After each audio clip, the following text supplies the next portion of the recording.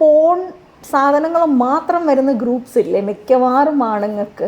പല കുഞ്ഞുങ്ങളും ആദ്യം ഇത് കണ്ടിട്ടുള്ളത് അച്ഛൻ്റെ വാട്സപ്പിൽ നിന്നൊക്കെ തന്നെയാണ്. അപ്പൂപ്പന്മാരുടെ വാട്സപ്പിൽ നിന്ന് കിട്ടിയെന്നും ഇന്നാളൊരു കുഞ്ഞ് 9th ഒരു കുട്ടിയെ കൊണ്ടുവന്നപ്പോൾ അതിൻ്റെ അമ്മ പറഞ്ഞു ഹസ്ബൻഡിനോട് പറയാൻ പറ്റത്തില്ല, കാരണം പുള്ളിക്കാരുടെ അച്ഛൻ്റെ വാട്സപ്പ് ഗ്രൂപ്പിൽ നിന്നാണ് കിട്ടിയിരിക്കുന്നത്.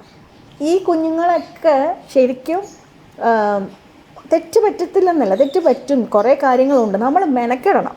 നമുക്ക് ക്വാളിറ്റി ടൈം കൊടുക്കാനില്ല കുഞ്ഞുങ്ങൾക്ക്, സ്കൂളിലില്ല. പണ്ടൊക്കെ നമുക്ക് മോറൽ സയൻസ് പീരീഡ് ഉണ്ടായിരുന്നു, ഓക്കെ, ഡ്രിൽ പീരീഡ് ഉണ്ടായിരുന്നു. ഇപ്പം ഇങ്ങനത്തുള്ള ഒരു സാധനവും ഇല്ല.